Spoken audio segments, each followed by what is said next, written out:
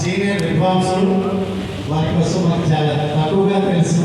కానీ ఈరోజు మన ప్రాంతం రావడం నిజంగా మన ప్రాంత సంగీత కళాకారులు, సంగీత అభిమానులకి ఎంతో ఆనందం. నిజంగా చెప్పాలంటే ఎంతో చక్కనైనటువంటి గాత్ర సంగీతం. గాయత్రి వెంకటేశ్వర గారు వారు డాక్టరేట్ ఇన్ మ్యూజిక్. వారు నిజంగా బిరుదులు ఇవన్నీ వేరే, కానీ ఈరోజు గాత్ర సంగీతం మెస్మరైజింగ్ వాయిస్ మేడం గారు. నిజంగా వారి వాయిస్ వింటుంటే ఇది ఓపెన్ థియేటర్ అయినప్పటికీ కూడా ఒక రికార్డింగ్ థియేటర్లో ఉన్న ఫీలింగ్ వస్తుంది ఎవరికైనా. మీ అందరికీ తెలుసు.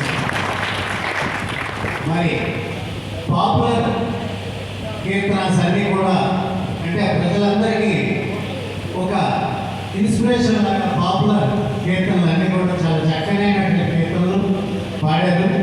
వర్ణం నాకు తెలియదు. అది నాగేశ్వరరావు.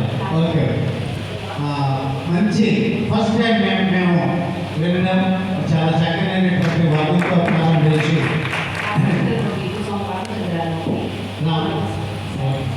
రామకృష్ణ కోసం, అలాగే మరి ప్లేస్ కూడా మరి మన దేవుడు కనుక సంబంధించి కాబట్టి రామచంద్రుని శృతిస్తూ చక్కనైనటువంటి వర్ణంతో కార్యక్రమాన్ని ప్రారంభించి ఎంతో చక్కనైనటువంటి అనుభూతిని కళాకారులందరికీ కలిగించినటువంటి వారికి మరి జీవితంలో మరిన్ని ప్రోత్సాహకాలు, మరిన్ని బిరుదులు జాతీయ అంతర్జాతీయ స్థాయిలో వారు ఉండాలని మనస్ఫూర్తిగా కళాకారుల తరఫున ఇక్కడ ఉన్నటువంటి ప్రేక్షకులందరి తరఫున వారికి కోరుకుంటున్నాను. మీరు మళ్ళీ మా ప్రాంతానికి పిలిచిన వెంటనే దయచేసి మీరు వీలు చేసుకుని తప్పనిసరిగా మా ప్రాంతానికి రావాలని కళాభిమానులు అందరి తరఫున కోరుతున్నాము. అలాగే వైలెట్ పై జ్ఞానదేవ్ గారు వారు చాలా చిన్న వయసులో ఉన్నప్పుడు సుమారు 20 years క్రితం నుంచే ఈ ప్రాంతంలో ఎంత చిన్న వయసులో వైలెన్ ఎంత టఫ్ ఇన్స్ట్రుమెంట్ తెలుసు సంగీత విద్వాంసులు ఎవరికైనా. అలాంటిది వాళ్ళిద్దరు బ్రదర్స్, వాళ్ళ బ్రదర్ కూడా చక్కనైన మృదంగం వాయిస్తారు. వాళ్ళ బ్రదరు ఈ పప్పు బ్రదర్స్ ఇద్దరు కూడా నిజంగా జ్ఞానదేవ్ గారు మన ప్రాంతంలో సుమారు ఒక 100 కచేరీలు చేస్తుంటారు. కస్తూరి కమల చెప్పే వాళ్ళతో చాలా ఒక 3 hours 4 hours కచేరీస్ కూడా కవిలో చేసిన సందర్భాలు ఉన్నాయి. వారు మా ప్రాంతవాసిగా మేము ఫీల్ అవుతాం. జ్ఞానదేవ్ గారు ఈరోజు చెన్నైలో ఉంటే మన ఉత్తరాంధ్ర ఓ వైలనిస్టు చెన్నైలో స్థిరపడ్డారు అని అంటే నిజంగా మనందరికీ ఎంతో గర్వకారణం. చెన్నైలో మహా విద్వాంసులు ఉంటారు. వారి సరసన ఇన్స్ట్రుమెంట్ సోలోలో కానీ పెద్ద వోకల్ కాన్సర్ట్లో కానీ వారికి నిజంగా మన చెన్నైకి సంబంధించి అన్ని టీవీ ఛానల్స్లో వారు మనం చూస్తుంటాము. జ్ఞానదేవ్ గారు ఈరోజు మళ్ళీ చాలా రోజుల తర్వాత లైవ్గా చూసే అదృష్టం మనందరికీ కలిగింది. వారు ఎంతో చక్కనైనటువంటి సహకారం అందించారు. అంతేకాకుండా మా ఏడుగంటల గారు బ్రదర్ లాంటి వారు మాకు మా ప్రాంతానికి నిజంగా ఈ ప్రాంతంలో వాళ్ళ బ్రదరు కలిసి సంగీత అభివృద్ధికి ఎంత కృషి చేస్తున్నారు. నీలాంజరావు గారు వయలినిస్ట్, రీసెంట్గా ఈ మధ్య లాలూరుకి కూడా వచ్చారు. మన ప్రాంతంలో చాలా ఎటువంటి సంగీత జ్ఞానం లేనటువంటి చాలా చిన్న పిల్లలకి అతి తక్కువ టైంలో అంటే పంచరంగం లాంటి గీతలు కూడా వాయించి నేర్పించి ప్రోగ్రామ్ ఇచ్చే స్థాయికి వారు తీసుకెళ్లారు. దానికి ఏడుగుంట్ల గారు, నీలాద్ర గారికి నిజంగా మా ప్రాంత కళాకారులందరి తరఫున మేము ఎంతో రుణపడి ఉంటాం.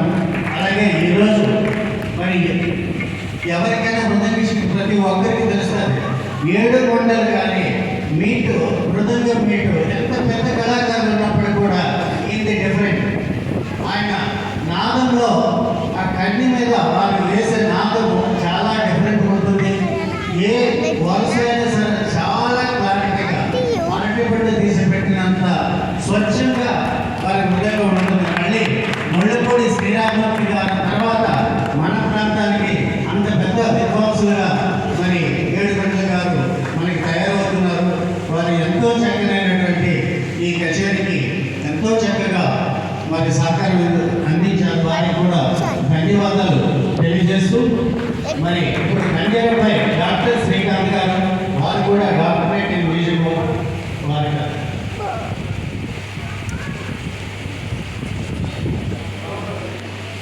వరప్రసాద్ గారు విజయవాడ వీరి కోసం ఎస్వి మ్యూజిక్ కాలేజీలో లెక్చరర్గా చేస్తున్నారు. విజయవాడ వాస్తవ్యులు వారి కోసమే మాకు చాలా కొంచెం తక్కువ పరిచయం. వారు కూడా ఫస్ట్ టైం మన ప్రాంతానికి వచ్చినప్పుడు కూడా మరి ఘటంపై ఎంతో అనుభూతి ఈరోజు వారు కలిగించారు. వారికి కూడా కృతజ్ఞతలు తెలియజేస్తూ ఇప్పుడు కొల్లట యుద్ధశ్రీ మరి పాప వచ్చి ఎంతో నిజంగా అదృష్టం. మన ప్రాంతంలో కూడా పిల్లలు సంగీతానికి ఇంత ప్రోత్సాహం ప్రవీణ్ గారు కూడా ఇస్తున్నందుకు, ఎందుకంటే ఈ సంగీత కళ అంతరించిపోకుండా ఇలాంటి పిల్లలను ప్రోత్సహించాలి. మరి ప్రోత్సహిస్తున్నందుకు వాళ్ళిద్దరు దంపతులు కూడా ప్రత్యేక ధన్యవాదాలు తెలియజేస్తున్నారు.